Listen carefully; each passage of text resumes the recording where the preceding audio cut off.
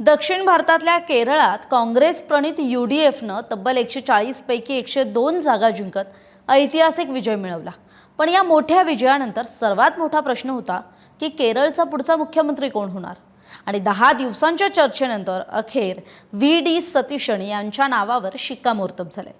विशेष म्हणजे राहुल गांधींचे अत्यंत निकटवर्तीय विश्वासू काँग्रेसचे राष्ट्रीय सरचिटणीस असलेले KC वेणुगोपाल हे मुख्यमंत्री पदाच्या शर्यतीत आघाडीवर असल्याचं मानलं जात होतं। अनेक आमदारांनी त्यांच्या नावाला पसंती दिल्याची सुद्धा चर्चा होती। तरी सुद्धा शेवटच्या क्षणी बाजी मारली ती या VD सतीशन यांनी। मग प्रश्न असा येतो की राहुल गांधींचे सर्वात विश्वासू नेते मुख्यमंत्री का बनू शकले नाहीत? काँग्रेसमध्ये नेमकं काय घडतंय? तर काँग्रेस नेतृत्व बहुतेक वेळा मुख्यमंत्री निवडताना केवळ वैयक्तिक जवळीक पाहते, त्याऐवजी राज्यातली स्वीकारार्हता, संघटनेवरील पकड, जनाधार, स्वच्छ प्रतिमा आणि निवडणुकीतील योगदान या निकषांना ते प्राधान्य देतं। आणि या सर्वच बाबतीत VD सतीशन हे पुढे ठरले।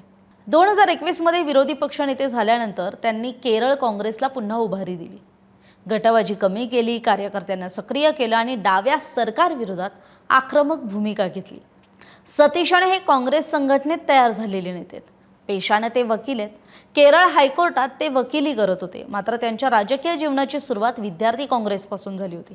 त्यांनी महाविद्यालयीन काळात काँग्रेसचे विद्यार्थी नेते म्हणून काम केले आणि त्यानंतर ते केरळ स्टुडंट युनियन आणि यूथ काँग्रेसमध्ये सुद्धा सक्रिय होते। विशेष म्हणजे त्यांना तब्बल 25 वर्षांचा राजकीय अनुभव आहे।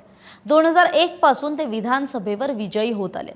विरोधी पक्षनेते झाल्यावर सुद्धा त्यांनी फक्त कार्यकर्त्यांचं मनोबलच वाढवलं नाही, तर कार्यकर्त्यांना पुन्हा लोकांमध्ये काम करण्यासाठी प्रेरित केलं आणि त्या बाबतीत त्यांनी सक्रिय केलं। अभ्यासू विरोधी पक्षनेता म्हणून त्यांनी केवळ सरकारी धोरणांवर टीका केली नाही, तर आकडेवारी आणि संदर्भ देत सरकारची कोंडी केली। सतीशन हे काँग्रेसच्या सिस्टीममध्ये तयार झालेले नेते आणि हीच त्यांच्यासाठी फायद्याची बाब ठरली। भ्रष्टाचार, प्रशासनातल्या त्रुटी आणि जनहिताच्या प्रश्नांवर त्यांनी सातत्याने सरकारला घेरलं।